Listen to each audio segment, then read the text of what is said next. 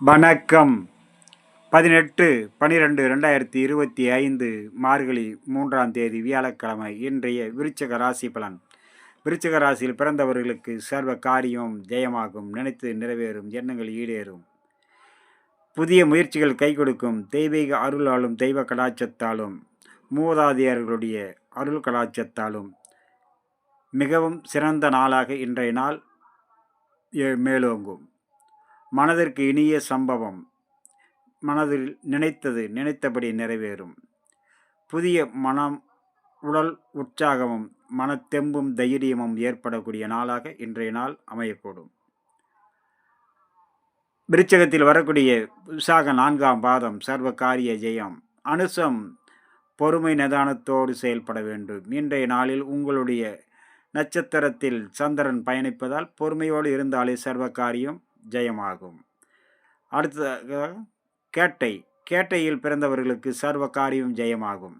இரவு 8 மணிக்கு பிறகு கேட்டையில் சந்திரன் பயணிப்பதால் சற்று பொறுமையோடு இருந்தாலே சர்வ காரியம் ஜெயமாகும். நண்பர்களே, அடுத்ததாக நம்ம காண இருப்பது தனுசு ராசி பலன். தனுசு ராசியில் பிறந்தவர்களுக்கு சர்வ காரிய ஜெயம். மன மகிழ்ச்சி, சாந்தம், சந்தோஷத்தை கொடுக்கும். சிக்கல்கள் தீர்வாகும். புதிய முயற்சிகள் கை கொடுக்கும். அனைத்து விதத்திலும் நன்மைகள் வந்து சேரக்கூடிய நாளாக அமையும். அதே நேரம் அனைத்து தரப்பிலும் வேலை செய்யும் இடத்தில் எந்த வேலையாக இருந்தாலும் சற்று கடினமாக கவனத்தோடு செயல்பட வேண்டும். தேவையற்ற சிறு சிறு தவறுதலால் மனக்குழப்பங்கள் ஏற்படும்.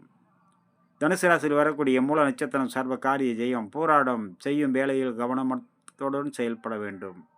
உத்திராடம் நினைத்தபடி நிறைவேறும். அடுத்ததாக நம்ம காண இருப்பது மகர ராசி பலன். மகர ராசியில் பிறந்தவர்களுக்கு அனைத்து வகையிலும் நன்மைகள் பல உங்களை தேடி வரும்.